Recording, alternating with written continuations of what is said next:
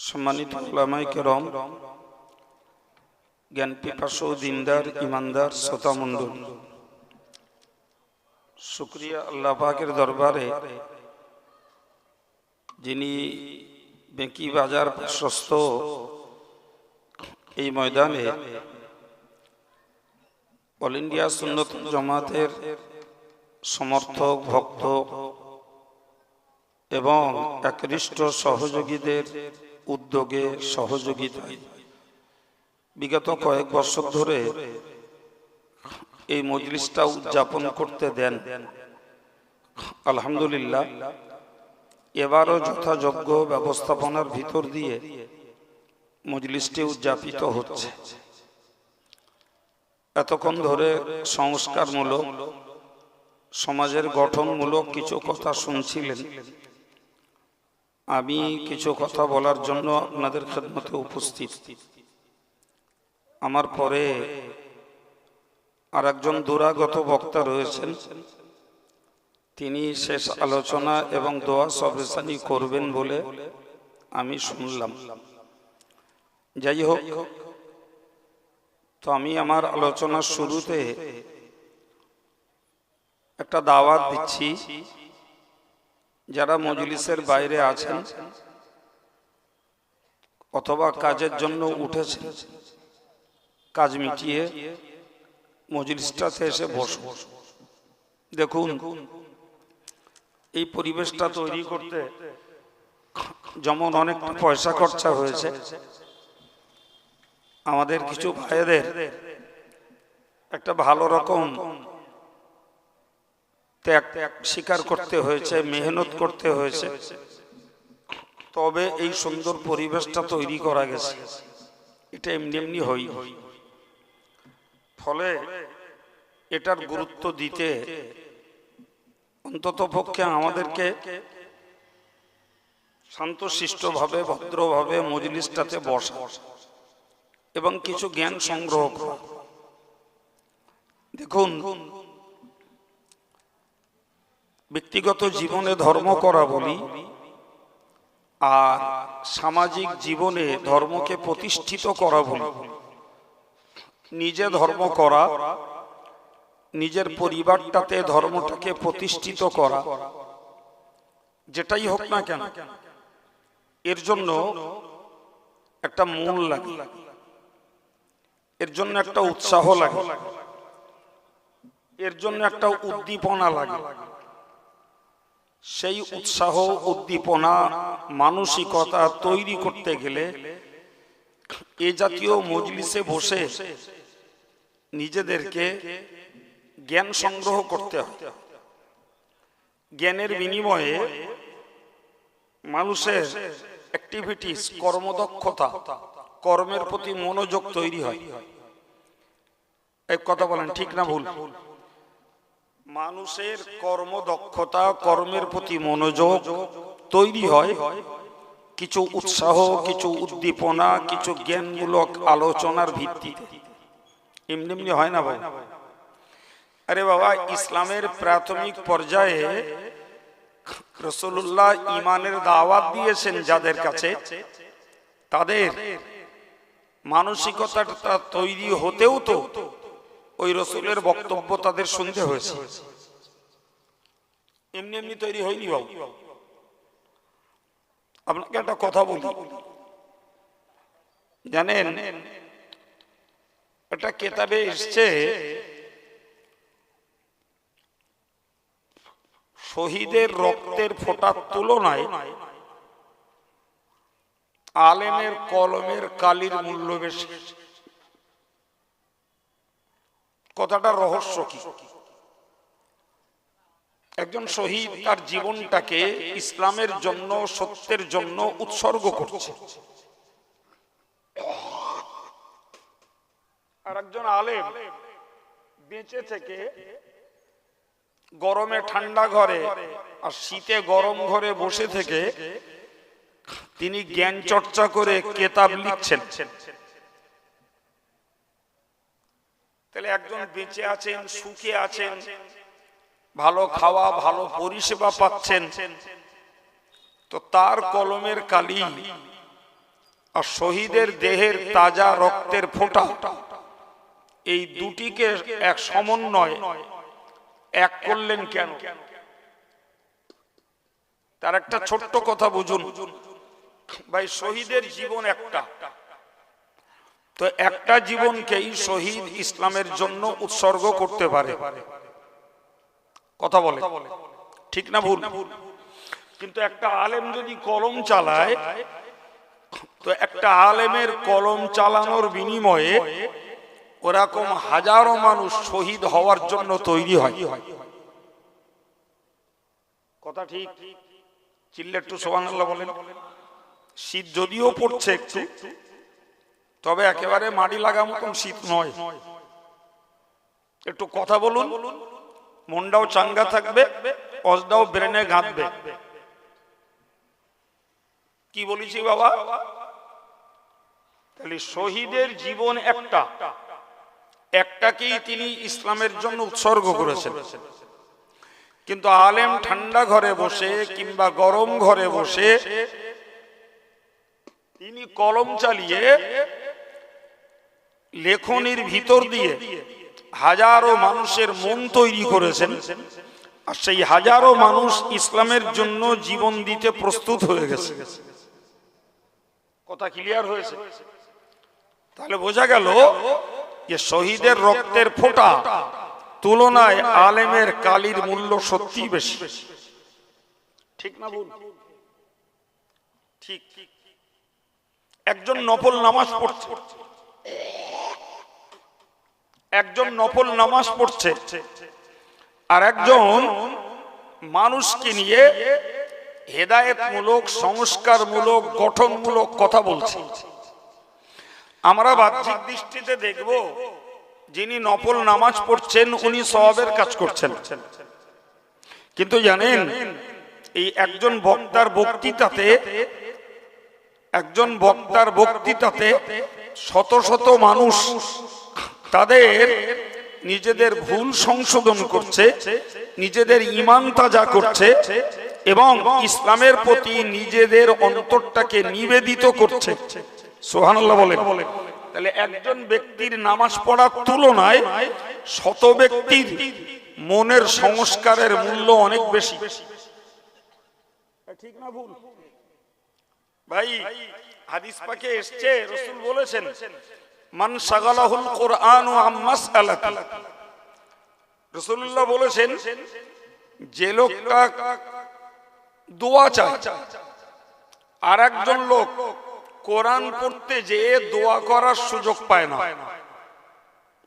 দুটো লোক, মনে করুন সামনে বৃহস্পতিবার দিবাগত রাতে শবে বরাত, তো শবে বরাতে একজন ব্যক্তি হাত উঠিয়ে তার যা ডিমান্ড, তার যা চাহিদা তিনি মন খুলে চাইছেন আল্লাহর কাছে, আর একজন আদব বজায় রেখে একাগ্র চিত্তে তিনি কোরআন পড়ছেন। তো রাসূলুল্লাহ বলেছেন, মহান আল্লাহ বলেছেন আতাইতু আফদালা মা উতিয়া সাইলিন, যে লোকটা দোয়া চাইছে ওর তুলনায় যে কোরআন পড়ছে আমি আল্লাহ ওকে আরো বেশি করে দেব। কি বুঝলেন? তাহলে যে লোকটা দোয়া করছে তাকে তো দেখছি যে সরাসরি তার ডিমান্ড, তার চাহিদা সে আল্লাহর কাছে পেশ করছে, আর যে বেটা কোরআন পড়ছে ও তো চাই না, চাইছে কি না, অথচ আল্লাহ বলছে দোয়া চাওয়া ব্যক্তির তুলনায় ওই কোরআন পড়া ব্যক্তিটাকে আমি বেশি করে দেব। কি বুঝলেন? তাহলে প্রমাণ কি হচ্ছে যে একজন নামাজ পড়ছে আর একজন ওয়াজ করছে, তাহলে নামাজটা দেখতে লাগছে বাস্তবিকই উনি অনেক ব্যক্তিগত ভালো কাজ করছে। যিনি দোয়া চাইছেন তিনি সরাসরি আল্লাহর কাছ থেকে কিছু মিঙে নিচ্ছেন, আর একজন বসে কোরআন পড়ছে। তাহলে বাহ্যিকভাবে দেখছি দোয়া চাওয়াটা ভালো, কিন্তু রাসূল মহান আল্লাহ বলছেন দোয়া চাওয়ার তুলনায় কোরআন পড়া ভালো। ওই নামাজের তুলনায় শত মানুষের মন তৈরি করার জন্য ওয়াজ নসিহতের গুরুত্ব বেশি।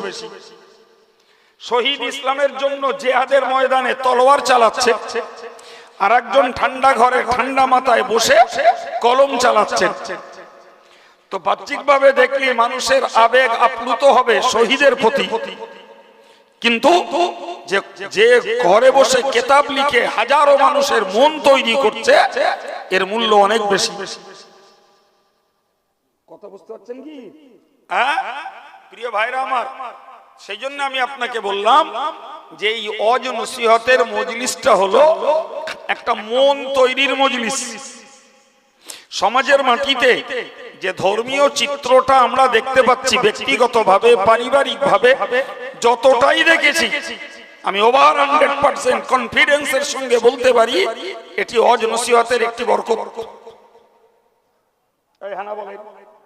এই যতগুলো মানুষ আপনারা ধর্ম করেন, আমি জোর গলায় বলছি আপনারা ধর্ম করার প্রাথমিক জীবনে বই পুস্তক পড়ে পড়ে ধর্ম করতে আসেননি, আমার চ্যালেঞ্জ।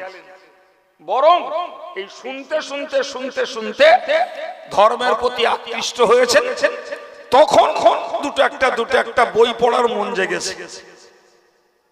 ঠিক না ভুল বলেন? হ্যাঁ, তাহলে এই ওয়াজ নসিহতের পরিবেশে আর ওয়াজ নসিহত মনোযোগ দিয়ে শুনবার গুরুত্ব আছে না নাই?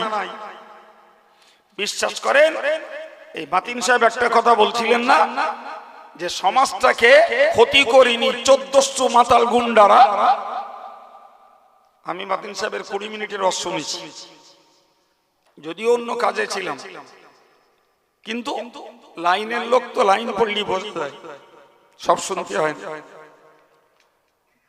মাতিন সাহেব এই কথাটা বলেছেন যে চোর দস্যু মাতালরা সমাজটাকে ক্ষতি করেনি, সমাজটাকে ক্ষতি করেছে শিক্ষিত বুদ্ধিজীবীরা নীরবতা অবলম্বন করে।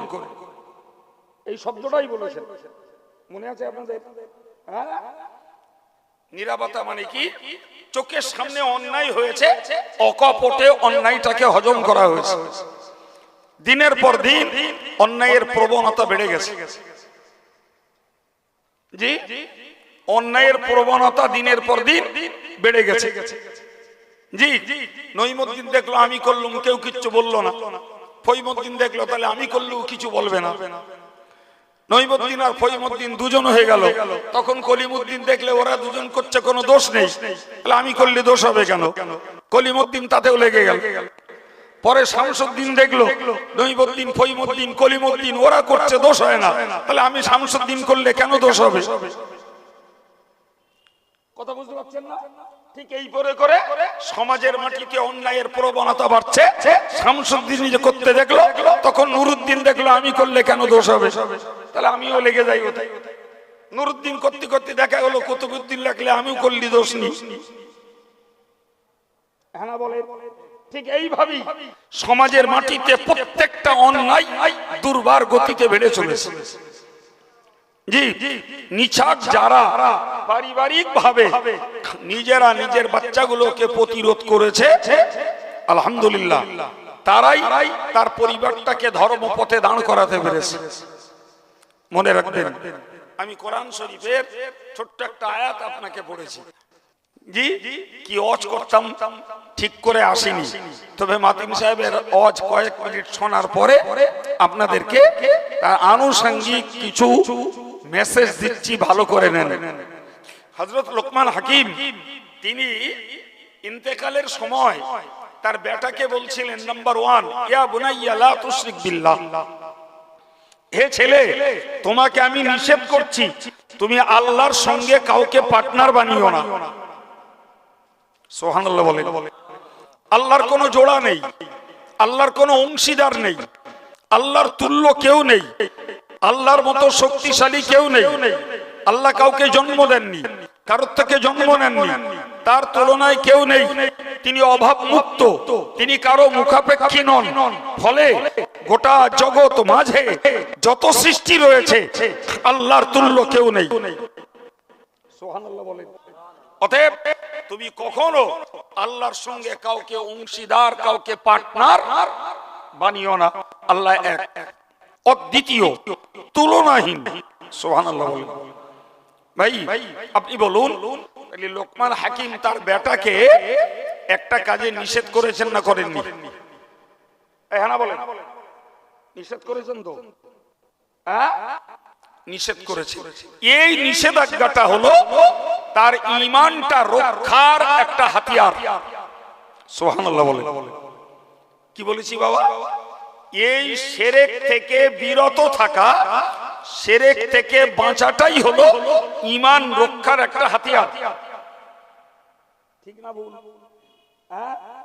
ঈমানটাকে রক্ষা করতে গেলে শিরক থেকে বলেন একদম একদম শিরক আর ঈমান দুটো এক পাত্রে জমা হয় না। শিরক থাকলে ঈমান চলে যায়, আর ঈমান যদি রাখা হয় তাহলে শিরক আর রাখা যায় না। ঠিক না ভুল? তাহলে সমাজের পুরুষ এবং মহিলা সকলকে মনে রাখতে হবে যে আমরা যখন ঈমানের পরিচয় দিয়েছি, তাহলে আমাদের দ্বারায় শিরকের নাম গন্ধটাও আল্লাহর কাছে বরদস্তের নয়। সম্মানিত ভাইরা আমার, মনে রাখুন, এরপরে লোকমান হাকিম তার বেটাকে বলেছিলেন, ইয়া বুনাইয়া আকিমিস সালাতা, ও বাবা ছেলে তুমি নামাজ কায়েম করো। কি করো? নামাজ কায়েম করো। মৃত্যু শয্যায় শায়িত ওসিয়ত, অন্তিম উপদেশ, মৃত্যুর পূর্ব মুহূর্তে কিছু কল্যাণমূলক মঙ্গলজনক কিছু কথা নিজের পরিবার, নিজের আপনজন, প্রিয়জন, সন্তানদেরকে বলে যাওয়াই হলো ওসিয়ত। সম্মানিত ভাইরা আমার, লোকমান হাকিম তার মৃত্যুর শয্যায় বেটাকে বললেন, বাবা আল্লাহর সঙ্গে কাউকে শরীক করো না। দ্বিতীয় কথায় মনে রাখো, নামাজটাকে তুমি কায়েম করো। জি, নামাজ কায়েম করো। প্রিয় ভাইরা আমার, লোকমান হাকিম বলো আমার নবীর পরের লোক না, বলো এটা মনে রাখবে। লোকমান হাকিম আমার নবীর পরের লোক নয়, লোকমান হাকিম আমার নবীর আগের যুগের লোক। কথা মনে থাকবে? তাহলে এই আয়াত থেকে বুঝতে পারা যাচ্ছে যে আমাদের উপরে কেবল নামাজকে অপরিহার্য করা হয়নি, বরং ইতিপূর্বেও নামাজের প্রথা আল্লাহর নেককার বান্দাদের মধ্যেও ছিল। সুবহানাল্লাহ বলেন। আগেকার যুগের নবীরা তেনারাও নামাজ পড়তেন। তেনারাও কেউ জোহর পড়তেন, কেউ আসর পড়তেন, কেউ মাগরিব পড়তেন, কেউ এশা পড়তেন। কথা ক্লিয়ার? কেউ ফজর পড়তেন। আমার নবীও নামাজ ফরজ হওয়ার আগে পূর্ব নবীদের তাবেদারিতে, পূর্ব নবীদের আদর্শ অনুকরণে আমার নবীও নামাজ পড়তেন। সুবহানাল্লাহ বলেন। পরে মেরাজের রাতে ফরজ হয়েছে, ওটা আলাদা কথা, কিন্তু আগেও নবী নামাজ। এই আয়াত থেকে প্রমাণ হচ্ছে যে লোকমান হাকিমের জমানাতেও নামাজ ছিল, যে কারণে তিনি তার বেটাকে বললেন শিরক করো না আর নামাজ কায়েম করো। এরপরের অংশে বললেন, ইয়া বুনাইয়া আকিমিস সালাত, ও বাবা ছেলে নামাজ কায়েম করো। এখন আপনি বলুন, যে নামাজ আমার নবীর আগের যুগেও ছিল, আমার নবী পূর্ব নবীদের অনুসরণে নিজেও নামাজ পড়তেন, পরবর্তীকালে যখন নামাজের ফরজ হুকুম এসেছে এবং গোটা বিশ্ব উম্মতে মুসলিমার জন্য নামাজ কায়েম করার শরঈ বিধান হয়েছে, তাহলে আমাদের একটা ডিউটি বর্তায়, সেটি হলো আব্বা হিসাবে আমি আমার ছেলে মেয়েকে নামাজ পড়ার আদেশ করব। এটা তো আমাদের একটা মৌলিক ডিউটি। ঠিক কিনা বলেন? আপনি তাকান কোরআনের দিকে, আল্লাহর কোরআন বলছে, আমুর আহলাকা বিসসালাতি ওয়াসতাবির আলাইহা লা নাসআলুকা রিজকান নাহনু নারযুকুক। আমার আল্লাহ নবীকে বলেছিলেন, আমুর আহলাকা বিসসালাত, ও আমার নবী তুমি তোমার পরিবার পরিজনকে নামাজ পড়তে আদেশ করো। আল্লাহ নবীকে বললেন তোমার পরিবারকে নামাজ পড়তে আদেশ করো। জি, আশ্চর্য ব্যাপার। আমরা তো কোথা টুঙ্কো, খোদ আল্লাহ তার নবীকে বলছেন পরিবারকে নামাজ পড়তে আদেশ করো। আরো বললেন ওয়াসতাবির আলাইহা, ও নবী তোমার পরিবারকে এটাও বলো নামাজ পড়তে গেলে কষ্ট হয়, তার জন্য ধৈর্য ধরতে বলো। সুবহানাল্লাহ বলেন। তবে কোরআন শরীফের অন্য একটা আয়াত পাকে আল্লাহ বলেছেন, ওয়া ইন্নাহা লাকাবীরাতুন ইল্লা আলাল খাশিঈন। নামাজ একটা ভার বোঝা, নামাজ একটা গুরুত্বপূর্ণ বিষয়, নামাজ একটা বড় সড় বিষয়। তবে যারা আল্লাহরে ভয় করে তাদের জন্য নামাজ ভার বোঝা নয়, বরং নামাজ তাদের জন্য মহব্বতের বিষয়। সবাই বলেননি তাই তো? একটু মন খুলে বলেন দিন। শীত পালাক,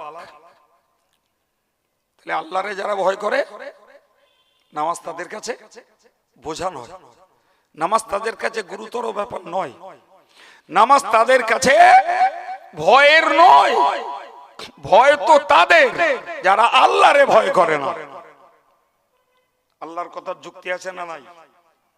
আরে বাবু, যা আল্লাহর ভয় করে এরকম ঠান্ডাতেও সে সকালবেলা লেপটাকে ছেড়ে দিয়ে কাঁপতে কাঁপতে উঠে উজু করে নামাজ পড়ে।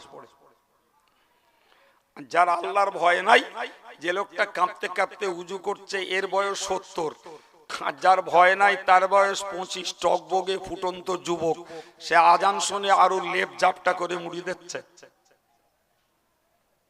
ওর কাছে আল্লাহর ভয়ের তুলনায় শীতের ভয় বেশি লেগেছে। হ্যাঁ না বলে?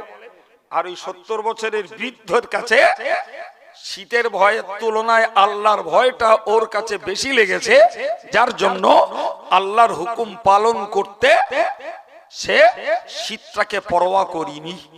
সুবহানাল্লাহ। এই দেখেন না, রোজা আসছে, একদম রোজা তো দৌড়গোড়ায় ট্যাং ট্যাং করে ক্যান ক্যান করে বাজছে, এসে গেছে। খোঁজ করলে দেখা যাবে 40% মানুষ রোজা রাখছে, 60% রাখে না। হ্যাঁ না বলে? কারোর রোগের দোহাই, কারোর কাজের দোহাই, ইত্যাদি ইত্যাদি নানা রকমের দোহাই দিয়ে মানুষ রোজাটাকে ত্যাগ করে।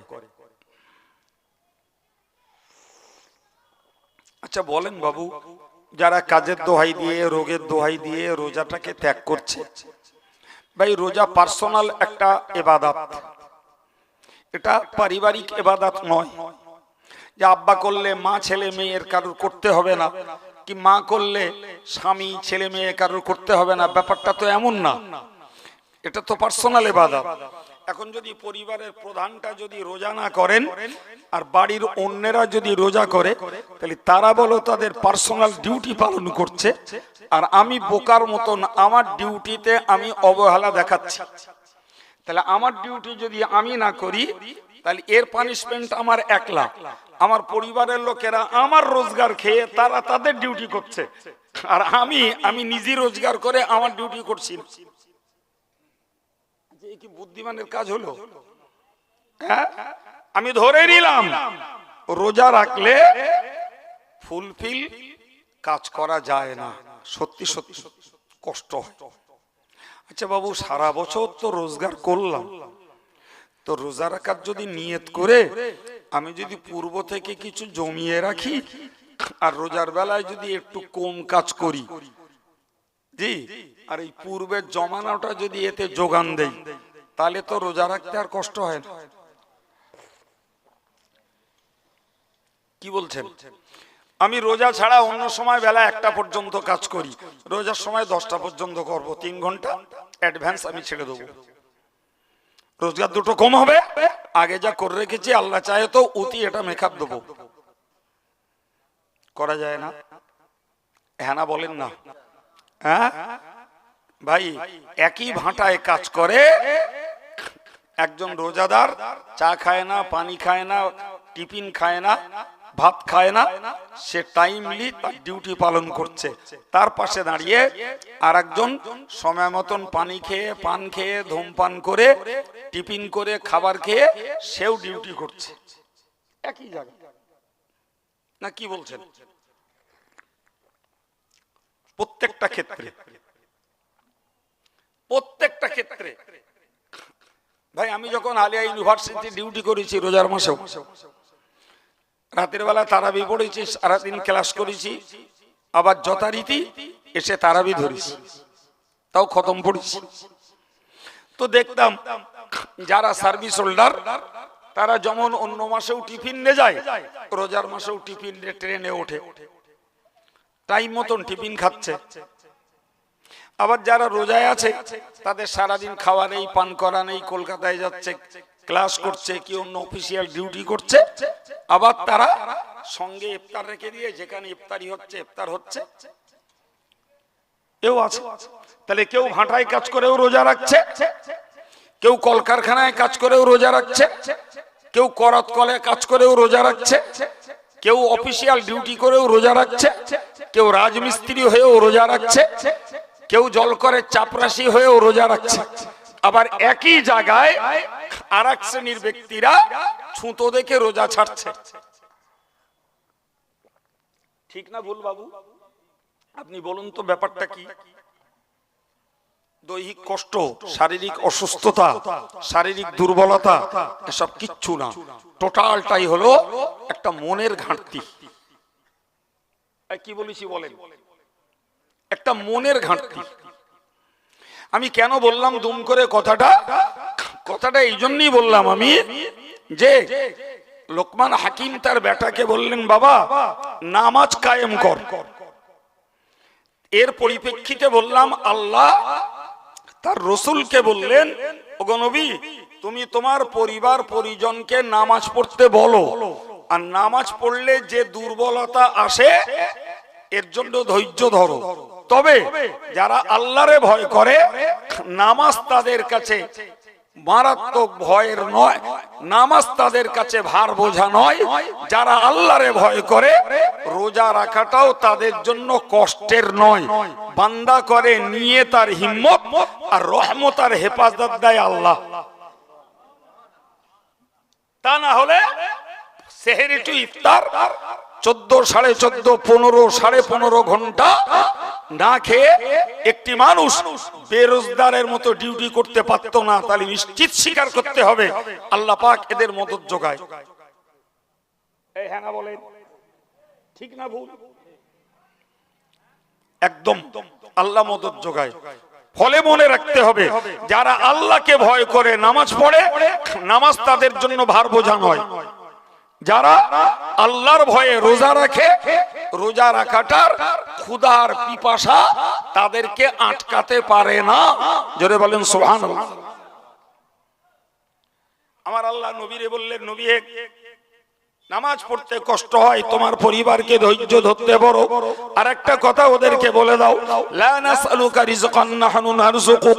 ওদেরকে বলে দাও, ওরা নামাজ পড়তে গেলে রোজগারের ঘাটতি মনে করে, রোজা রাখতে গেলে ঘাটতি মনে করে। আমি আল্লাহ বলে দিলাম, আমি আল্লাহ রুজি লাগে না, আমি ওদের কাছে রুজি চাই না, বরং ওদের রুজিটাও আমি আল্লাহ দিয়ে থাকি। আর একটু মহব্বত করে, বান্দার রুজি কে দেয়? আল্লাহর রুজি লাগে। তাহলে তোরা তোদের রুজির ঘাটতির চিন্তা কেন করিস? তোর নামাজ পড়তে গেলে দোকানে খরিদ্দার চলে যাবে, এ টেনশন তোর কেন হয়? নামাজ পড়তে গেলে তোর 2 কাঠা জমি ধান রোয়া কমে যাবে, এ টেনশন তোর কেন আসে? নামাজ পড়তে গেলে তোর কাজের মালিক হয়তো তোকে 20 টাকা জনের দাম কম দেবে, দিক, তোর মালে বরকত দেওয়ার দায়িত্ব আমার। এমন কপাল পোড়া মহাজন মুনিব আছে, জি জুমার দিনে লোকের জন নেয় না, বলে জুমার দিনের জন নিলি কাজ কম হবে। আর এক কপাল পোড়া, ওরে উচিত ছিল তুই জুমার দিন আর অন্য দিন লেবারদের কাজ করা, আর ওদের স্বাধীনতা দে। তোমরা যদি নামাজ পড়ো তো নামাজের জন্য ছাড় আছে, আমি নামাজের ডিউটি টাইম তোমাদের ওভার টাইম নেবো না, আমার টাইমে তোমরা নামাজ পড়ো।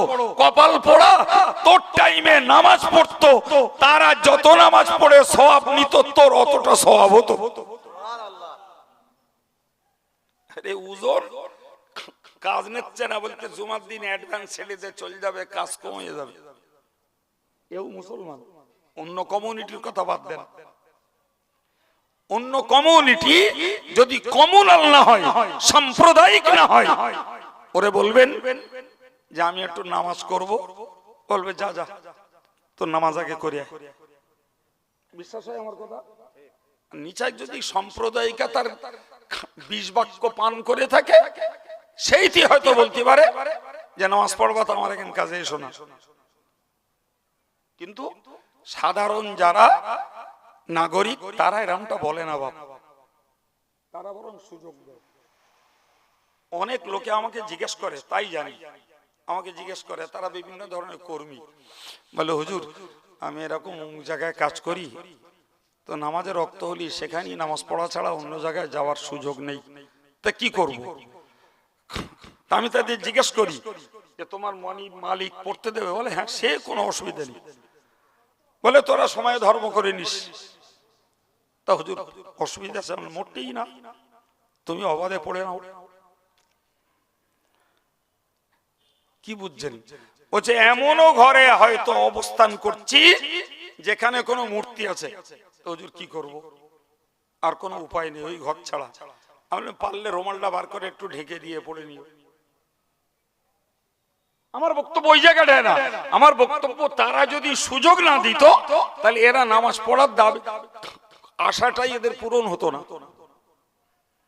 প্রিয় ভাইরা আমার, আল্লাহ কি বলেছেন যে তোদের কাছে আমি রুজি চাই না, আমার রুজি লাগে না, তোদের রুজিটা আমি দেই। তাহলে তোরা আমার নামাজ পড়তে যে, আমার রোজা করতে যে যদি তোদের রুজির ঘাটতি হয় ভাবিস, তাহলে এটা তোরা ভুল করছিস।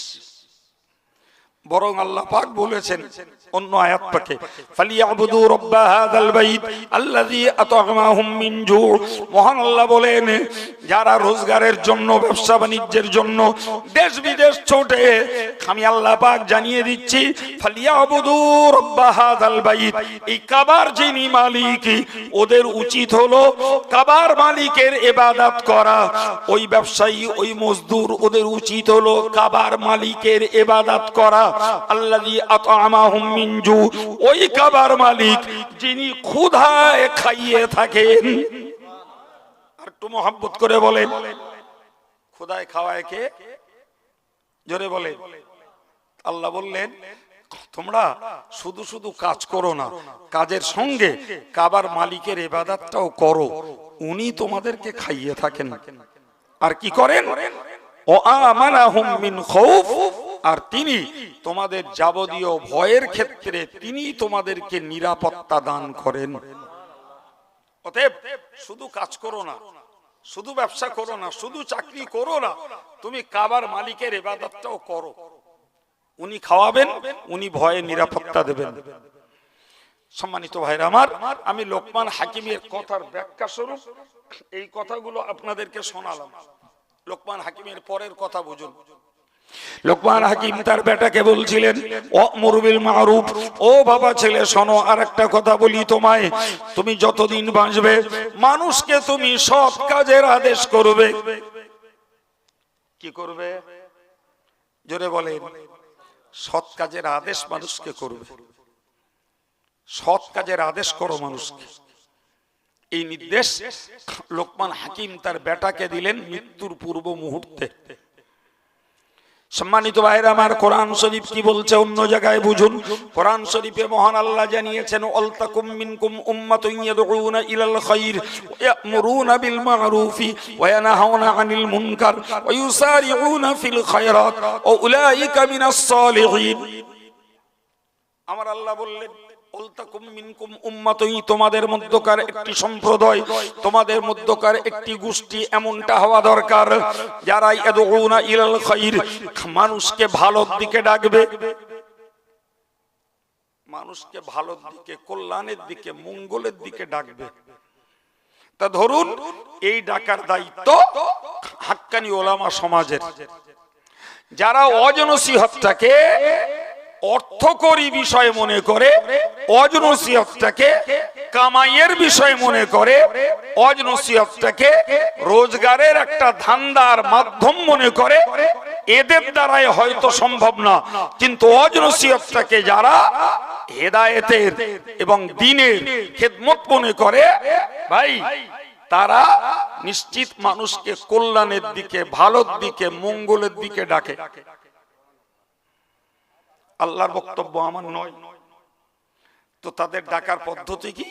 ওয়া ইয়ামুরুনা বিল মারুফ, তারা সৎ কাজের আদেশ করে, ওয়া ইয়ানহাউনা আনিল মুনকার, এবং অন্যায় অসৎ কাজে তারা নিষেধ করে।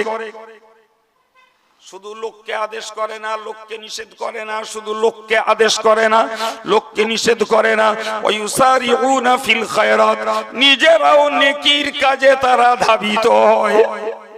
সুবহানাল্লাহ বলে। প্রিয় ভাইরা আমার, তাহলে এক্ষেত্রে আমরা একটা জিনিস শিখি, বক্তারা মঞ্চে বলুক, ইমামরা মেম্বারে দাঁড়িয়ে বলুক, পীর সাহেব খানকায় দাঁড়িয়ে বলুক, আমি ইমাম নই, বক্তা নই, আলেম নই, হুজুর নই, পীর নই, আমি একজন সাধারণ মুসলমান। তাহলে আমার কাছে মঞ্চ নেই, খানকা নেই, মেম্বার নেই, আমার কাছে আমার পরিবারটা আছে। ওটা তো কেউ কেড়ে নিতে পারিনি, না পেরেছে? তো আমি আমার পরিবারটাকেই বলি যে ভালোর দিকে ডাকি, আমার পরিবারটাকে সৎ কাজের দিকে ডাকি, সত্য কথা বলতে বলি, নামাজ পড়তে বলি, বউটাকে পর্দা করতে বলি, মেয়েটাকে পর্দার সঙ্গে থাকতে বলি, তাদেরকে নিষেধ করি তোমরা মোবাইলটাকে অপব্যবহার করো না, তোমরা গান শোনো না, তোমরা জুয়া খেলিও না, তোমরা গলাবাজারি করো না, তোমরা বেপরদায় ঘুরো না। তাহলে কোরআনের এই হুকুম মানা হয়ে গেল। সুবহানাল্লাহ হবে না? সুবহানাল্লাহ। জি, মাতিন সাহেব এই কথাটা আরেকটা আয়াত দিয়ে বলছিলেন যে তুমি নিজে বাঁচো আর পরিবারটাকে বাঁচাও, মনে আছে? মনে আছে? আমি ওইটা বলি নাই, আমি তার থেকেও ডিসকাস করে আপনাকে শোনাচ্ছি। আল্লাহ বললেন যে তোমাদের মধ্যে একদল ভালো লোক হওয়া দরকার, যারা মানুষকে ভালোর দিকে ডাকবে, সৎ কাজের আদেশ করবে, অন্যায় কাজে নিষেধ করবে। আমি আপনাকে বিস্তার বলেছি, পীর সাহেব খানকায় বসে করুক, মৌলানা স্টেজে বসে করুক, ইমাম মেম্বারে দাঁড়িয়ে করুক, আমরা ওই কাজটা আমার পরিবারের জন্য করি। নাকি আমার সাজেশনটা খুব খারাপ লাগলো? হ্যাঁ, আমার আল্লাহ পাক কোরআন শরীফে বললেন শুধু কোরআনে হবে না, লোককে বললে হবে না, লোককে বললে হবে না, বরং ইউসারিউনা ফিল খায়রাত, নিজেরাও তারা নেকির কাজে ধাবিত। নিজে নামাজ পড়ে, নিজে জিকির করে, নিজে তাসবিহ পড়ে, নিজে দাড়ি রেখেছে, নিজে টুপি পরে, নিজে সদকা দেয়, নিজে ফিতরা দেয়, নিজে কোরবানি করে, নিজে যাকাত আদায় করে, এবং যথারীতি নিজে সুদ থেকে বাঁচে, নিজে গান থেকে বাঁচে, নিজে জুয়া থেকে বাঁচে, নিজে মিথ্যা থেকে বাঁচে, নিজে ফাঁকিবাজি থেকে বাঁচে, প্রতারণা থেকে বাঁচে। আমার আল্লাহ পাক বললেন ও উলাইকা মিনাস সলিহিন, ওই লোকগুলোই হলো আমার নেককার বান্দাদের দলভুক্ত লোক। তাহলে এ থেকে কি বোঝা গেল? নিজে করতে হবে, অন্যকেও বলতে হবে, নিজে করে অন্যকে বলতে হবে। ভাই, তাহলে নিজে করে যারা অন্যকে বলে, জি, কোরআন কি বলেছে জানেন? ওমান আহসানু কাওলাম মিম্মান দাআ ইলাল্লাহ ওয়া আমিলা সালিহান ওয়া ক্বালা ইন্নানি মিনাল মুসলিমিন। আমার আল্লাহ বলেছেন ওই লোকটার থেকেও ভালো লোক আর কেউ নেই, ওই লোকটার থেকেও ভালো লোক আর কেউ নেই, যে লোকটা নিজে নেক কাজ করে আর অন্যকে নেকির দিকে ডাকে, আর নিজে বলে যে আমি একজন অনুগত মুসলমান, আর নিজে নেকির কাজ করে আর অন্যকে ভালোর দিকে ডাকে। আমার আল্লাহ বললেন ওই লোকটার থেকেও ভালো লোক সুবহানাল্লাহ বলেন আর কেউ নেই। বাপ, সুতরাং আমি অনেক লোকের পারবো না, জি, তা আমি রশিদ ভাইকে পারি। রশিদ ভাই যদি একটা অন্যায় করে আর আমি যদি জানতে পারি, তা আমি যদি রশিদ ভাইকে ডেকে বলি ভাই আপনি এই কাজটা করবেন না, আমার একদম ওভার 100% বিশ্বাস রশিদ ভাই সে কাজ বাদ দেবে। আমি একজনকে বললাম, আমার প্রত্যেকটা ভাই যদি তার ঘনিষ্ঠ যে তাকে ডেকে যদি বলে দেখ বাবা, কি দেখ ভাই, তুই এই কাজটা করিস না, এটা তোর করা ঠিক না, কিংবা তোর সুযোগ আছে, সময় আছে, তুই নামাজটা পড়িস না কেন, নামাজটা পড় না, জি, তাহলে আমি নিজে যখন নামাজ পড়বো তখন আর একজনকে নামাজ পড়ার কথা বলতে আমার জান একবারও ডরাবে না। আমি নিজে যখন মিথ্যা কথা বলবো না তখন আর একজনকে মিথ্যা থেকে বাঁচাতে, মিথ্যা কথা ছাড়তে বলতে আমার একবারও দ্বিধা লাগবে না। আমি বলি না তো, পরে আর একজনকে আমি বুক ফুলিয়ে বলতে পারবো যে দেখো মিথ্যা কথা বলো না, জি মিথ্যা কথা বলো না। প্রিয় ভাইরা আমার, লোকমান হাকিমের নির্দেশ, এ বাবা ছেলে শিরক করো না, নামাজ কায়েম করো, লোককে সৎ কাজের আদেশ করো। সঙ্গে বললেন ওয়ানাহা আনিল মুনকার, এই ছেলে মানুষকে অন্যায় কাজের নিষেধ করো। ভাই সৎ কাজের আদেশ তবুও ভালো, কিন্তু অন্যায় কাজের নিষেধ তো কঠিন জিনিস। এই হ্যাঁ না বলেন বাপ? সৎ কাজের আদেশ তবুও,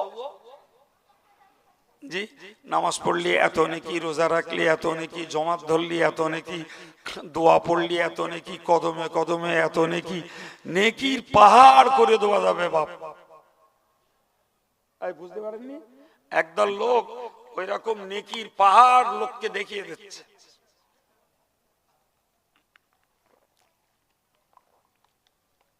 নেকির পাহাড়, অনেক নেকি, এতে নেকি, ওতে নেকি, তাতে নেকি, প্রচুর নেকি, কিন্তু তারা বলছে না বলো যে ভাই সুদ খেয়ে ইবাদত করলি বলো হবে না বলো, ভাই গান্ডারে ভালো বললি বলো ঈমান থাকে না বলো, ভাই পরের মাল মেরে খালি বলো ও হক নষ্টের গোনার দায়ে দণ্ডিত হতে হবে, ইবাদত করে বলো রক্ষে হবে না বাপ। এ বলার লোক নি বলো, এই কথা বুঝতে পারেন না? ওটা বলতে গেলি গায়ে কিছু বোঝা চাপে, ওই জায়গাটায় যাওয়া খুব লোক কম, জি। কিন্তু লোকমান হাকিম তার নিজের বেটাকেও বলতে পারা যায় দুনিয়ার দৃষ্টিতে তিনি বিপদের দিকে ঠেলে দিচ্ছেন, কিন্তু দিনের দৃষ্টিতে তিনি তার ছেলেকে যোগ্য দায়িত্ব পালন করতে বলছেন। এই ছেলে নিজে নামাজ কায়েম করো, লোককে সৎ কাজের আদেশ করো, আর লোককে অন্যায় কাজে নিষেধ করো। তাহলে তিনি যখন নিজে তার বেটাকে অন্যায় কাজের নিষেধ করতে বলছেন, তার মানে কি নিজে তার বেটাকে বিপদের দিকে ঠেলে দিচ্ছে না? এই হ্যাঁ না বলছেন না কেন? একদম। নিষেধ করলি লোকে সমালোচনা করবে, লোকে গাল দেবে, লোকে শত্রু হবে, লোকে বিরোধিতা করবে, করবে না করবে না? হ্যাঁ, ওই মাতিন সাহেব বলছিল যে আমার বাপের টাকায় আমি করতিস তা তোর কি, বলছিল না? তাহলে নিষেধের কাজটা একটু কঠিন, একটু কেন ভালো রকম কঠিন। আচ্ছা ওই কঠিনটা কি আমার নবীকেও কি সহ্য করতে হয়নি বাপ? একদম একদম। আমার আল্লাহ নবীকে বলেছিলেন বাল্লিগ মা উনজিলা ইলাইকা মির রাব্বিক, ওগো নবী তোমার কাছে যা কিছু অবতীর্ণ করেছি ওটাকে তুমি পৌঁছে দাও। যা কিছু এই শব্দটার মধ্যে রয়েছে আদেশের বাণী যা নাজিল করেছি, নিষেধের বাণী যা নাজিল করেছি, সবটাই তুমি পৌঁছে দাও।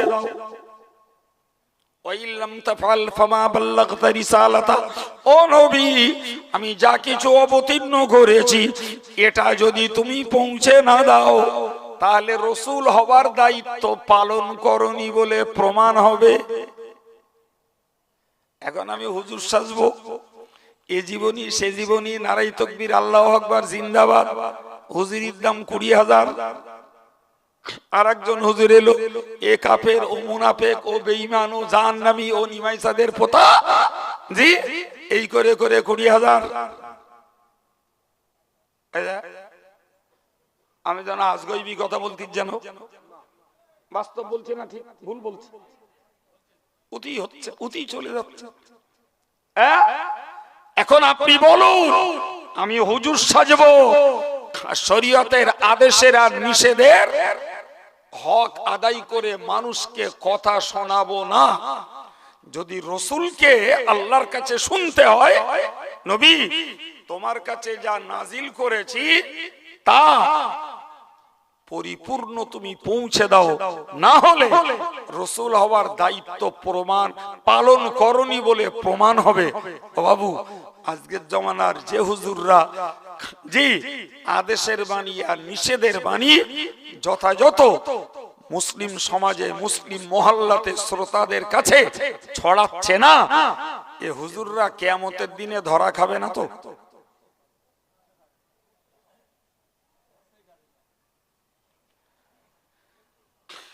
আল্লাহ বোঝার তৌফিক দেন, বলুন আমিন। আল্লাহ নবীকে বললেন, ওয়া ইল্লাম তাফআল ফামা বাল্লাগতা রিসালাতা, যদি তুমি যা নাজিল করেছি না পৌঁছাও তাহলে রাসূল হওয়ার দায়িত্ব তুমি পালন করনি বলেই প্রমাণ হবে। কিন্তু নবী জানো মানে নবীর কথা বলা নেই, কিন্তু যেন নবী মনে মনে বললেন, আল্লাহ আপনি তো বলছেন আদেশের বাণী নিষেধের বাণী সব পৌঁছাতে হবে, কিন্তু আমি তো দেখতে পাচ্ছি আমি শিরকের বিরুদ্ধে বললে, সুদের বিরুদ্ধে বললে, মদের বিরুদ্ধে বললে, চুরির বিরুদ্ধে বললে, ডাকাতের বিরুদ্ধে বললে, ছিনতাইয়ের বিরুদ্ধে বললে, নারী নির্যাতনের বিরুদ্ধে বললে, যুদ্ধের বিরুদ্ধে বললে, মারামারির বিরুদ্ধে বললে, ওরা তো আমার বিরুদ্ধে খেপে ঝেঁপে পড়বে। তার কারণ এই কাজগুলো সব ওই যুগে চলতো না বাপ, আজকের যুগেও চলছে, আজকের যুগেও চলছে, ওই যুগেও চলতো। তো নবী না বলেও যেন মনে মনে করলেন, আল্লাহ আমি যদি এই দায়িত্ব পালন করতে যাই তাহলে তো পরিস্থিতি বেগতিক। এই ঠিক কিনা বলো? কডারে সামলাবো, এ তো এক গুচ্ছ, সবাই তো একসঙ্গে ইউনিয়ন করে আমার উপরে ঝেঁপে পড়বে, ঠিক কিনা? সুদখোরদের গোষ্ঠী হবে, মদখোরদের হবে, যোদ্ধাদের হবে, নারী নির্যাতনকারীদের হবে, জি এই সঙ্গে শিরককারীদের হবে। আল্লাহ এক কথায় বললেন, এ নবী আল্লাহু ইয়াসিমুকা মিনান নাস, আমার দেওয়া ডিউটি পালন করো। ওই লোকেরা কি করবে, ওদের হাত থেকে আমি আল্লাহ তোমায় বাঁচাবো। আর একটু মন খুলে, যে আল্লাহ তার নবীকে বাঁচাবেন বলে ওয়াদা করে বাঁচিয়েছেন, ওরা কিছু আঘাত করেছে, ওরা কিছু ব্যাঘাত করেছে, ওরা কিছু গাল শুনিয়েছে, ওরা নবীর কাজে কিছু বাম্পার সৃষ্টি করেছে, কিন্তু সত্যিই কি নবীকে পুরোপুরি আটকাতে পেরেছে? তাহলে একই ভাবে হাক্কানি আলেমরা যদি তাকে আল্লাহ যে জ্ঞান দিয়েছেন ওই জ্ঞানটা 16 আনা যদি প্রচার করতেন, জি তাতেও লোকে গালি দিত, লোকে সমালোচনা করত, লোকে শত্রুতা করত, লোকে মারবে ধরবে করত, লোকে খুন মার্ডার করবে বলতো, কিন্তু চূড়ান্ত সময়ে হেফাজত করার মালিক সুবহানাল্লাহ। একটু মন খুলে হবে না? আমাদের এই বিশ্বাসটাও হারিয়ে গেছে। কেউ মনে করছে বললি আর দাউদ হবে না, কেউ মনে করছে বললি টাকা কম দেবে, দরকার নেই বাবা, কেউ মনে করছে বললি শত্রু বেরিয়ে লাভ কি। অতএব এ জীবনী ও কাহিনী, এ সুর ও স্বর, জি হাসানো গল্প, রসালো গল্প, যা করে সময়টা কাটাতে পারলি কচকচ। সত্যি বলছি না মিথ্যা বলছি? এইভাবে ধর্মটাকে, দিনের প্রচারটাকে কমার্শিয়াল বানানো হলো, আর আমরা বানাতেও দিলাম। আমি না হয় আপনি, আপনি না হয় আপনার ভাই, আমি না হয় আমার চাচা, আমার চাচতো ভাই, এই তো কেস। চলুন ফিরে আমি যে কথা বলছিলাম, যে লোকমান হাকিম তার বেটাকে কোন দিকে ঠেলে দিলেন? জোরে বলেন। বিপদের দিকে। বললেন, এই ছেলে অন্যায় কাজের নিষেধ করবে। তাহলে অন্যায় কাজের নিষেধ করতে যাওয়া মানেই বাস্তব দৃষ্টিতে বিপদ বাড়ানো, বিপদের দিকে ঠেলে দাও, আর কিছু না। জি প্রিয় ভাইরা আমার, আপনি এবার চিন্তা ভাবনা করুন, বিপদটা কতটা ঘনীভূত। কিচ্ছু না, আমি একটা কথা শুধু আপনাকে বলছি, একটা কথা, বেশি না। আপনি বলুন তো, আজকের যুগে মুসলিম সমাজের বিয়ে বাড়িগুলো দখল করেছে যুবক ছেলে, যুবতী মেয়ে আর ঘরের বউরা। ঠিক 2-3 জন বলতেছেন কেন? আমার আবার চলে যেতে হবে তো। সবাই মিলে বললি না একটা সাপোর্ট পাই, আর নাই বলুন আমার ভুল হয়ে গেছে।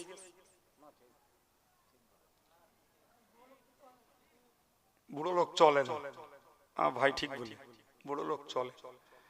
আমি আমার এই জীবনে 40 বছর 42 বছর হলো বেলে ধান্য করিয়ার খেদমত করছি। জি, বেলে ধান্য করিয়ার লোক এখানে রয়েছে, জি বিয়ে পড়াচ্ছি। তা আমি আমার ছোটবেলায় দেখেছি, মানে জোয়ানি কালে বিয়ে বাড়িতে আসতো অধিকাংশ মুরব্বী টাইপের লোক, কিছু বাচ্চা কাচ্চা, মেয়ে ছেলেদের কোনো নামগন্ধ ছিল না। আর সেই আব্দুল কাইয়ুম আল্লাহ এখনো বাঁচিয়ে রেখেছে, এখন আর সে মুরব্বী আর বুড়ো খুঁজে পাই না খুব একটা। একটার দাগ আসে, তো একটার দাগ যদি আসে তা সে বুড়ো ঝোলের লাউ অম্বলের কদু। আর সত্যি তার হা করার জায়গা নেই, সে এমনি এসে দল রক্ষে করতে। হয়তো নানা দাদা টাদা কেজা হবে, একটা ধরলে এসে চল একটা বুড়ো মতন থাক, এরকম একটা তাল, তার একটা কথাও চলে না। জি আমার বেয়াদবির না, আমি একটা কথা শুধু বলছি, আজকের আমার গার্জিয়ান গুলো, অভিভাবক গুলো ভাই, অন্যায়ের প্রতিরোধের ক্ষেত্রে কতটা বিরোধ আর কতটা হিংসা শত্রুতা তৈরি হয় আর একটা আন্দাজ করুন। বাড়ি যে শুধু স্ট্রিক্টলি বউ আর মেয়েগুলোকে বলুন যে তোদের আর বিয়ে বাড়ি যাক দেবো না, ওই একটা কথা বলুন শুধু, আর কিচ্ছু করতে হবে না। বিয়ে বাড়ি অ্যাডাল্ট মেয়ে, তোর বিয়ে বাড়ি যাওয়া হবে না, ঘরের বউটার বিয়ে বাড়ি যাওয়া হবে না। উতি যদি সংসারে দক্ষ যজ্ঞ না বাঁধে তখন আমার বলবেন বউ শত্রু হবে, মেয়ে শত্রু হবে, বোন শত্রু হবে, জি বোন শত্রু হবে, ভাদ্র বউ শত্রু হবে, কেউ বাদ যাবে না। এই বিশ্বাস হচ্ছে আমার কথা? জি এ বেটা কোন রকমে লেগে পড়ে একটু শক্ত মনে যদি একটু হয় তো ধকে গেল, রাগ ঝাল করেও হয়তো একটু দমলো, ওদিকতে নন্দা এসে বলে দিলে না না যাক দিন, ওদের একটু আনন্দ করতে ইচ্ছা হয়, বাস একদম পুরো খেতায় আগুন লেগে গেল। কথা বলে তখন শালা বাবুর আর কিচ্ছু বলার নেই, নন্দায় হাওয়াতে দিলে লেগে গেল সব। শালা বাবু তখন আস্তে আস্তে পিস্টান মারলে, বোনাই বলিস তো কি করা যাবে। এইটা শুধু আন্দাজ করুন যে আমার ঘরের মেয়েগুলোকে আজকের বেপরদায় নায়িকা সাজিয়ে আমরা বিয়ে বাড়ি যাবার অবাধ সুযোগ দিয়েছি, অনুমতি হয়তো দেইনি কিন্তু সুযোগ দিয়েছি, তার মানে বাধা দিতে পারছি না, তারা বেপরোয়া। যেই বাধা দেবো রাগ দেশ, মুখ কালাকালি, মুখ দেখা দেখি হবে না, হয়তো বাড়ির রান্না বাড়াও হয় বন্ধ হবে না লেট হবে, কি বলিস হয় বন্ধ হবে। এবার বলেন তো, যদি বাড়ির প্রধান রোজগারের মেম্বার, তিনি স্বামী, তিনি পিতা, তিনি যদি একটা অন্যায় রোধ করতে যে নিজের পরিবারের কাছে ধ্যাতানি খায়, নিজের পরিবারের কাছে যদি ধিক্কার খায়, তাহলে হাক্কানি আলেমরা এই লক্ষ লক্ষ সাধারণ জনতার কাছে কেতনা ধিক্কার আর কেতনা ধ্যাতানি খাচ্ছে। জি ভাই কি বলবো, আল্লাহ ধৈর্য দেন। সবাই বলবেন আমিন, আর একটু জোরে বলেন আমিন। গত পরশু গাদি মাগরিবের নামাজের 10 মিনিট আগে আমার একটা জিকিরের মজলিস ছিল, তো যাচ্ছি তখনও পৌঁছাইনি সেখানে। একজন ফোন করলো, ফোন করলে কাঁচা কাঁচা খানিক কিস্তি দিলে, সে কিস্তি আমি আমার বাপের জন্মে মুখেও তুলিনি আর খুব একটা শুনিও নি, তা দিলে। কালকে আমি সভা করছি এক জায়গায়, সভা আমার একদম পুরো শেষ, সালাম পড়া হয়ে গেছে, দোয়া করব। দুম করে একটা ছেলে এসে আমার কাছ থেকে মাইকটা নিল, গতকাল মাইক নিয়ে বলছে আমি একটা কথা বলার জন্য হুজুরের কাছ থেকে মাইক নিলাম। কি কথা? মানে একটা ছেলে আমার মাতিন সাহেবের আর রজব আলী সাহেবের তিনজনের ছবি দেশে আমরা জুতো পালিশ করতেছি, মানে আমরা মুচি আর কি, বুঝতে পারছেন না? আর পাশে আর একটা ছবি দেশে একজন পীর সাহেব আমাদের মাথার উপরে পা তুলে রেখে দিয়েছে। কথা বুঝতে পারছেন? আমি জানিও না, ফেসবুক চালাইও না, বলতেও পারবো না, আর আমিও খুব দূরে থাকি। এক কথায় করেছে নাকি এখান থেকে 15-18 দিন পূর্বে। হ্যাঁ, যারা ওই সব নিয়ে চর্চা করে তারা খুঁজে খুঁজে খুঁজে খুঁজে যে করেছে তার ধরেছে। আরে এসব এমন একটা জিনিস, ও পিছনে লাগলে ওর আদিনাড়ি সব বের করা যাবে। এখন তাকে ধরেছে, ধরে তার বাড়ি গিয়ে লোকজন হামলা করেছে। এখন সে অন্যায় টন্যায় স্বীকার করেছে। তারা বলেছে অন্যায় স্বীকার করতে হবে হুজুরদের কাছে, তোর তারা তো তোর ছাড়বি। এ পাগলের মরণ আমারে কিচ্ছু না বলে সেই ছেলেটা নে ও স্টেজে উঠে ওরে পেছনে বসিয়ে রেখে ওই মাইকি বলছে, আমি তো চিনিও নি, আমি তারে চিনিও নি। ও বলে টলে বলছে যে এই সেই ছেলেটা যে হুজুরির নামে এ মুচি সাজিয়ে হুজুরিরই জুতো পালিশ করিয়েছে, তো ও হুজুরির কাছে ক্ষমা চাবে। ভাই তা আমি বললাম, আমি তো ওরে তুমি ধরলে কেন, তো এমনি গাল দেয় আমার নামে, আমি এমনি চিনি না। তবে ও যে আমার নামে গাল দেয় এই রিপোর্টটা আমার কাছে ওই জায়গার লোক অনেক আগে দিয়ে রেখে দিয়েছে যে ও প্রচুর গাল দেয় আমার নামে। আমি ভাই তোর ক্ষমা চাইতে হবে না, তোর ক্ষমা চাইতে হবে না, তুই তোর মন সোজা করিয়ে যা, উতি মাফ হয়ে যাবে। আর যদি আজকে ক্ষমা চেয়ে কালকে আবার গাল দিস, ও ক্ষমা চাওয়ার কোনো দাম নেই, তোর ক্ষমা চাইতে হবে না, এমনি মাফ। তবে তুই সামনের দিনটা সোজা হ।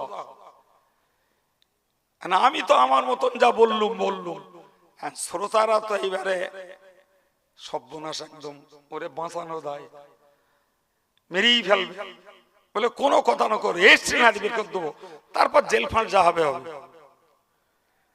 আমি তখন লোকের কাছে আর হাত ধরে কুল করে পাইনি, আমি সমস্যা খুব। তো এইবারে আমি ওদের বললাম, দেখেন ভাই, ও যখন গাল দিয়েছে আমার নামে আর মাতিন সাহেব রজব আলী নেই, তো তাদের হয়েও যখন আমি বলেছি, তো আপনার আর কি কিছু বলবেন না।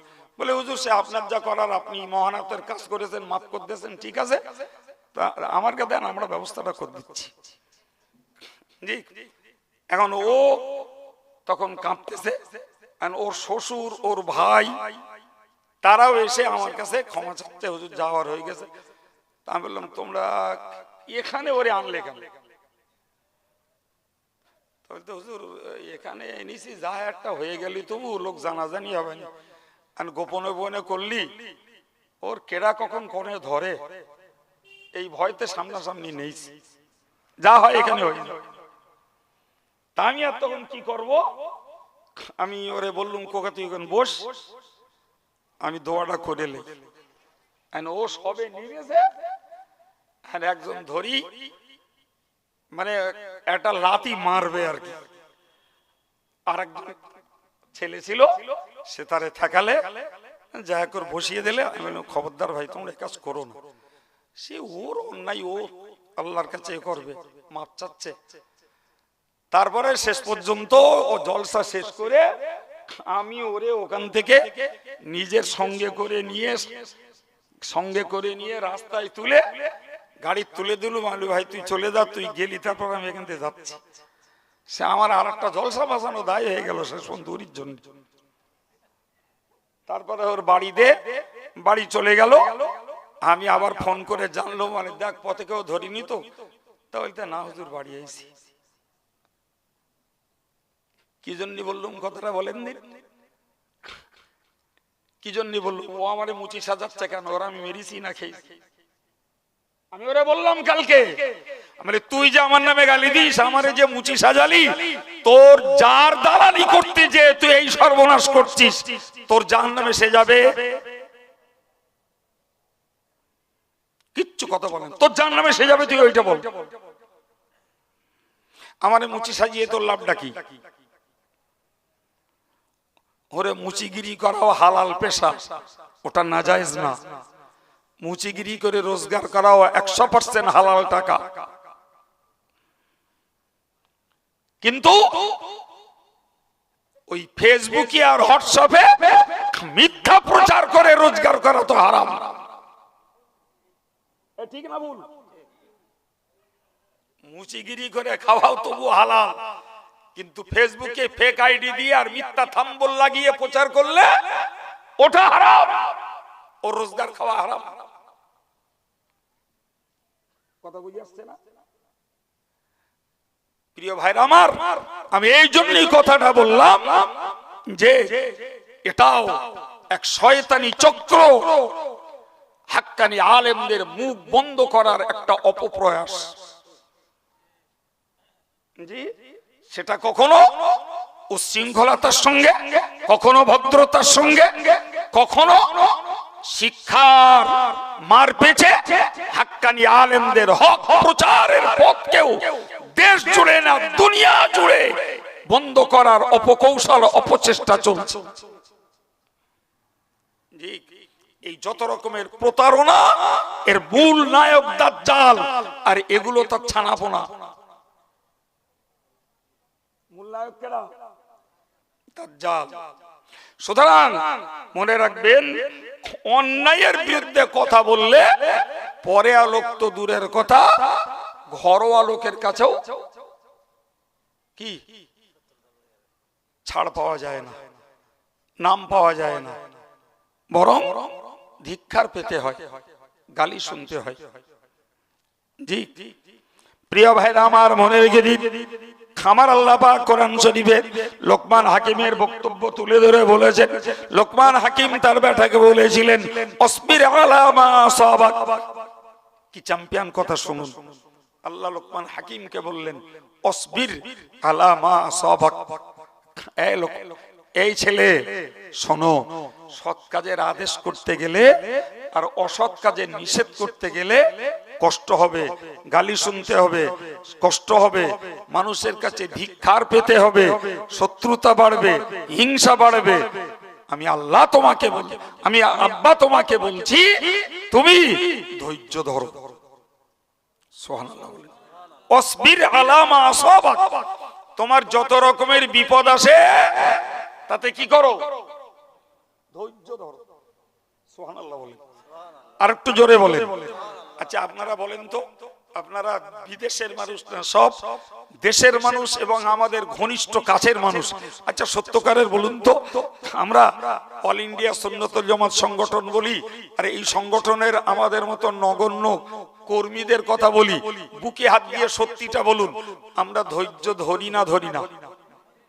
সুবহানাল্লাহ বলেন।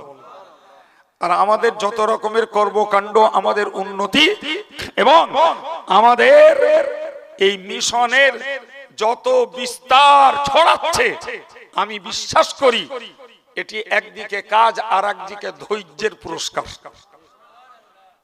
ঠিক কিনা বলেন? আর একদিকে ধৈর্যের পুরস্কার।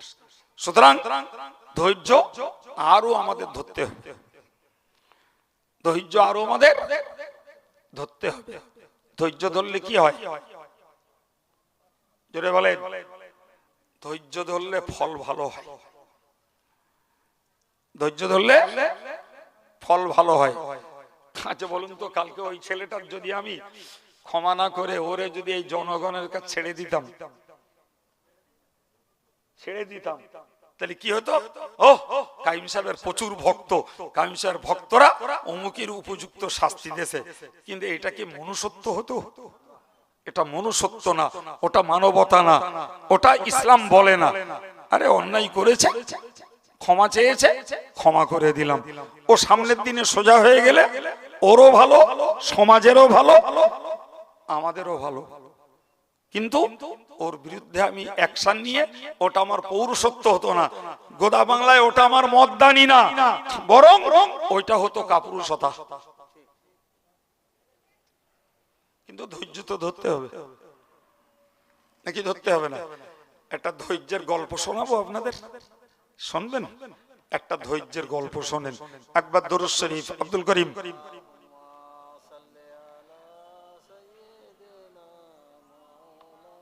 আচ্ছা, এই পানিটা ভালো না কেন বলেন? আমি দিচ্ছি, এটাও এই গ্লাস আছে, ধোয়া গ্লাস।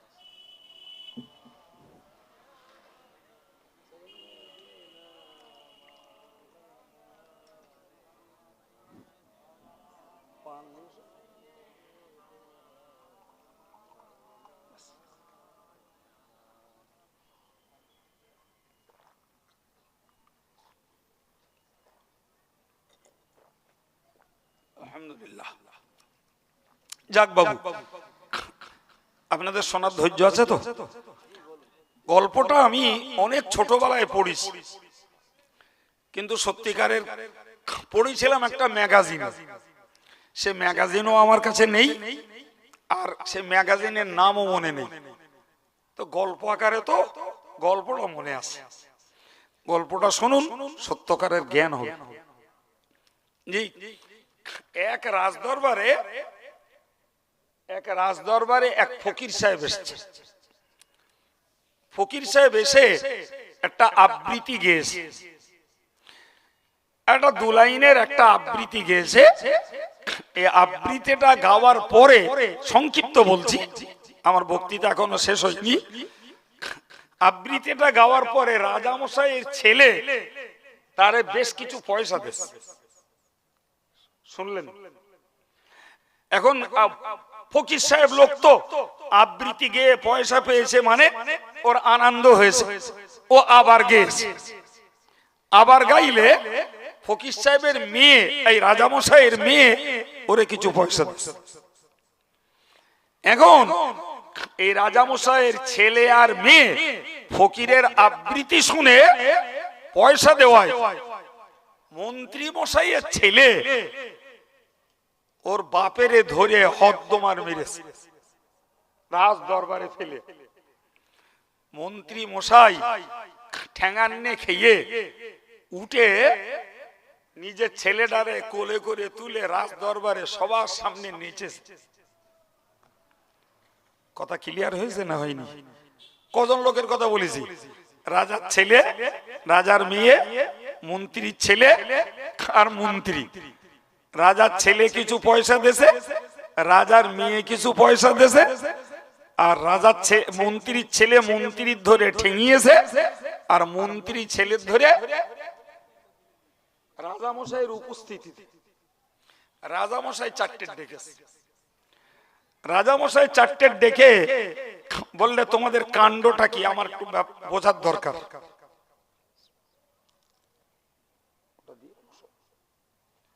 কাণ্ডটা কি? প্রথমত ছেলের ডেকেছে। ছেলের ডেকে বলল যে ফকির সাহেব কি বললো আর তুমি তারে পয়সা দিলে? রাজামশাই ছেলে বলল, রাজামশাই, ফকির সাহেব একটা আবৃত্তি করেছে, যে আবৃত্তির বাংলা অর্থ হলো ধৈর্য ধরলে ফল ভালো হয়। কি হয়? ধৈর্য ধরলে ফল ভালো হয়।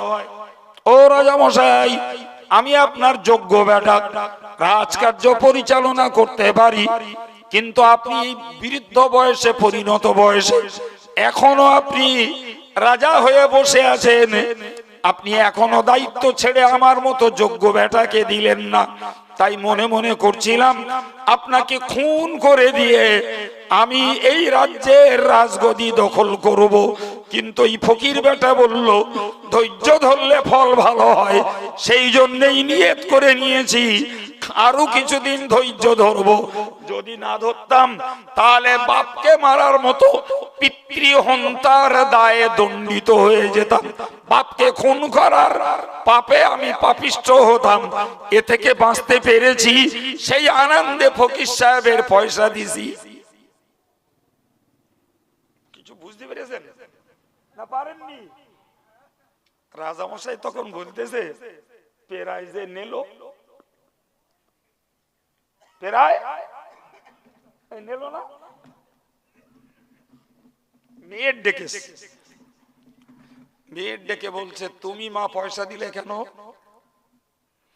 মেয়ে রাজামশাই মেয়ে বলছে, ও রাজামশাই, আমি একটা সাবালেগা মেয়ে, আমার বিয়ের বয়স হয়েছে, এতদিন পেরিয়ে গেল, আপনি আমায় বিয়ে দিচ্ছেন না, আমার যৌবনকাল একরকম অতিক্রম করছে, তাই মনে মনে করছিলাম যদি আপনি আমায় বিয়ে না দেন তাহলে আমি ব্যভিচারে লিপ্ত হব।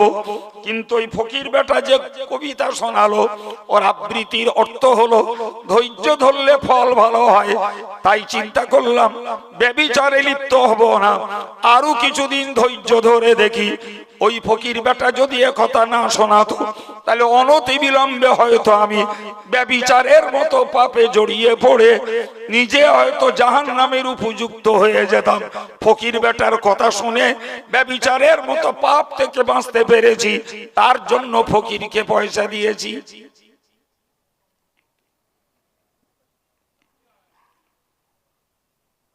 মেয়ের বক্তব্যের জবাব আছে? মেয়ের যে বক্তব্য, তার বক্তব্যের যুক্তি আছে না নাই? রাজামশাই নিস্তব্ধ হয়ে গেল। সত্যি তো আমি ভুল করছি, আমার বিয়ের উপযুক্ত মেয়েকে বিয়ে দিচ্ছি না, এটাও আমার অন্যায়। ছেলে আমার রাজকার্য পরিচালনার যোগ্য, অথচ আমি মাতব্বাড়ির আশায় আমার ছেলের হাতে দায়িত্ব ছাড়ছি না, এটাও অন্যায়।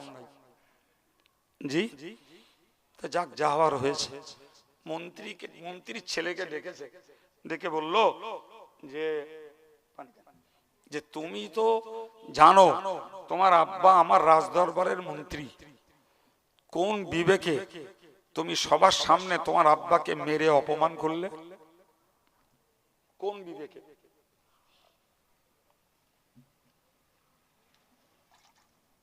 কোন বিবেকে মারলে? বলছে, রাজামশাই, আপনি আপনার ছেলেরে মেয়েরে লেখাপড়া শিখিয়েছেন, ফকির সাহেব কি বলেছে ওরা বুঝতে পেরেছে, যার ফলে ফকির সাহেবকে ওরা পয়সা দিচ্ছে।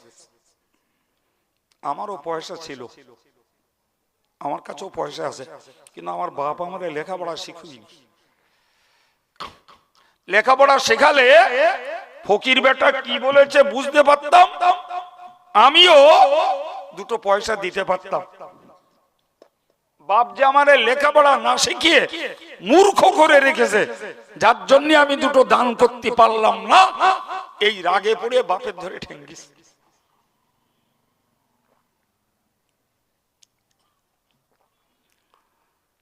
রাজামশাই দেখলো এরও তো যুক্তি খারাপ না। আচ্ছা মন্ত্রী, তোমার নাক লজ্জা কিছু আছে? যে ছেলে তোমারে ধরে ঠ্যাঙালে রাজ দরবারে ফেলে, তুমি কোন লজ্জায় তারে নিয়ে নাচলে? রাজামশাই, মূর্খ ছেলে জমের সমান, একেবারে না মেরে ফেলে দু চার গা দে অন্তত বাঁচিয়ে রেখেছে, এই আনন্দে নেচিস।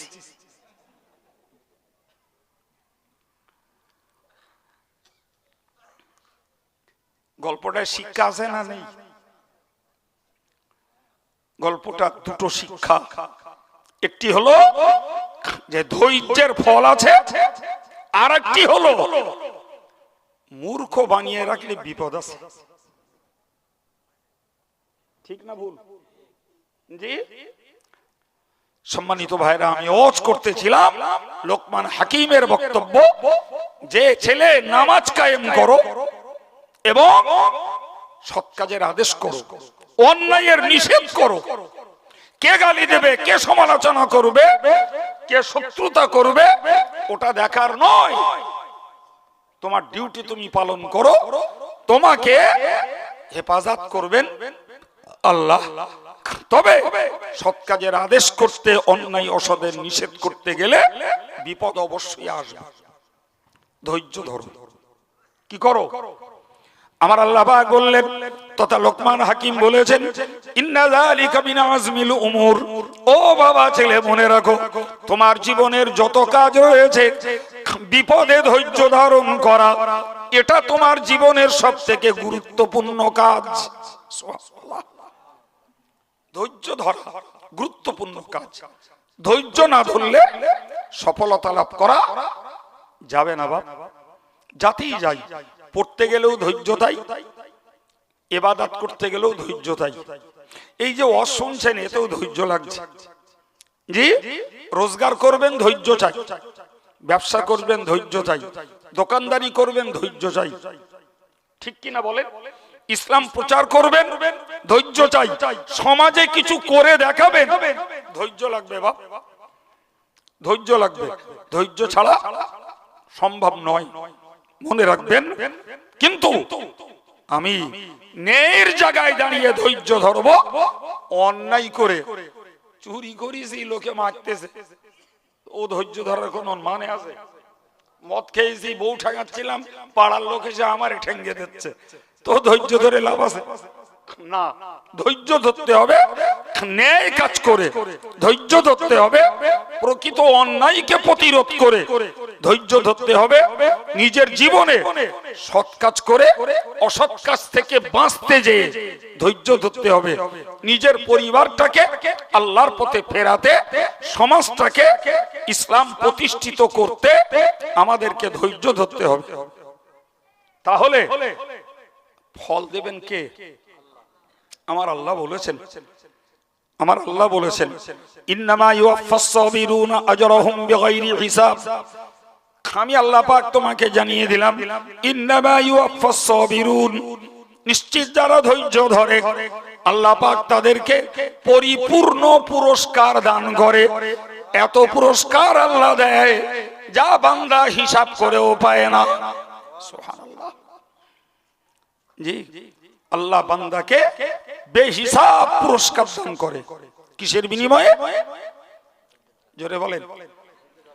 তো আমি আপনাদেরকে জ্ঞান দেওয়ার মতন আমার যোগ্যতা নেই, তবুও কোরআন হাদিসের সমন্বয়ে এতক্ষণ ধরে আলোচনা করে করে এসেছি। তো ভাই ভাই বসে আত্মসমীক্ষায় এই শিক্ষাটা লাভ করি। ব্যক্তি জীবনে, পারিবারিক জীবনে, ধর্মীয় জীবনে, শিক্ষার জীবনে, আমাদের জন্য দিনের জীবনে, সংগঠনের জীবনে সত্যের সঙ্গে থাকতে যদি হয়, ধৈর্য আমাদের অতপ্রতভাবে সঙ্গে রাখার দরকার। ধৈর্য না ধরলে আমরা কোনো কিছুতেই সফলতা লাভ করতে পারবো না ভাই। তো যাই হোক, আমি অঙ্গ আর বাড়াবো না, যদিও 4-5 মিনিট আমার সময় বাকি আছে।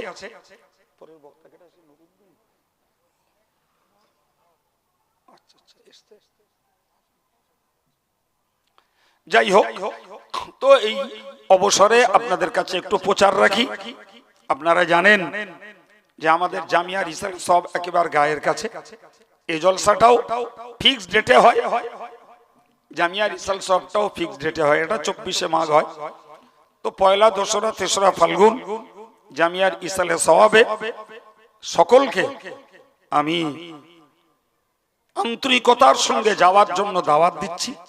বিশেষ করে আপনারা কাছের মানুষ, কাছের মানুষ 1 তারিখে, 2 তারিখে, সব দিনই আপনারা ইচ্ছা করলে যেতে পারেন। এবং প্রতিদিনেই নিত্য নতুন বক্তা থাকে। জি ভাই, প্রতিদিনই জিকিরের মজলিস হয়, নতুন নতুন বক্তা থাকে। জি, এবারে হয়তো আমাদের যে সমস্ত পীরজাদা ভাইরা আমাদের সঙ্গে তারা জলসা করছেন, তারাও হয়তো থাকবেন। জি, তারা নিজেরাই আসতে আগ্রহী। ফলে আমি তাদেরকে বলেছি, যার যেদিন সুযোগ আপনারা আসুন। তারা যেহেতু নিজেরাই আমাদের সঙ্গে এসেছেন, তাহলে আমার পক্ষ থেকে তাদের একটু ওয়েলকাম জানানো উচিত, নাকি বলছেন? জি, না জানালে সেটা একটা অমানবিক দেখাবে। ফলে আমি তাদেরকেও ওয়েলকাম জানিয়েছি, তারাও আসবেন কেউ কেউ। যাই হোক, আর আপনাদেরকে বলবো, আপনারা এ প্রতিষ্ঠানের প্রতি নিবেদিত প্রাণের মানুষ। ইতিপূর্বেও আপনারা পয়সা কড়ি দিয়ে থাকেন, আগামীতেও পয়সা কড়ি সেভাবে দেবেন। 20 টাকার কুপনে 10 টাকার কুপনে দেন, আর এমনি দান দেন, যেভাবে দেন দেবেন। বিশেষ করে আপনারা কাছের মানুষ হিসাবে আমি আপনাদেরকে আরেকটা দাবি করব, সবাই অন্তত জামিয়ার একটা করে সদস্য, একটা স্থায়ী সদস্য, নিম্নে 100 টাকা, বছরে 100 টাকা দেবেন। আমরা এজেন্ট করছি, এজেন্টদের কাছে দিলেই পয়সা জামিয়ায় চলে যাবে এবং আপনি জামিয়ার একজন হিতাকাঙ্ক্ষী দরদি হিসাবে থাকতে পারবেন। পাশাপাশি আপনি জামিয়ার একজন খাদেম হিসাবে বিবেচিত হবেন। ইসলাম সাহেবে যাবেন, স্বস্তি মতো সভা শুনবেন, চলে আসবেন। পয়সা আগে এজেন্টদের কাছে পেমেন্ট করে দেবেন। নিজেরাও সদস্য হন।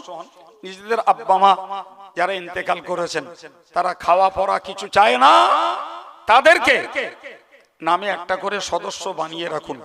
পেমেন্টটা আপনারা দেবেন, তারা কবরে শুয়ে শুয়ে সদকা জারিয়া সওয়াব পাবে। সম্মানিত ভাইরা, যে ছেলেটি এখন আপনাদের সম্মুখে ওয়াজ করতে আসছেন, আমি জানি না দাওয়াত ছিল, এখানে এসে শুনেছি ছেলেটি মঞ্চে এসে উপস্থিত হয়েছে। জি, ছেলেটি আপনাদেরই দানের ফসল। জামিয়া থেকেই মৌলানা পাশ করা, মৌলানা নুরউদ্দিন রহমানী সাহেব। জি, আলোচনার ময়দানে আল্লাহ শুকর জায়গা পেয়েছে। তো আজকে আমার এই ভাই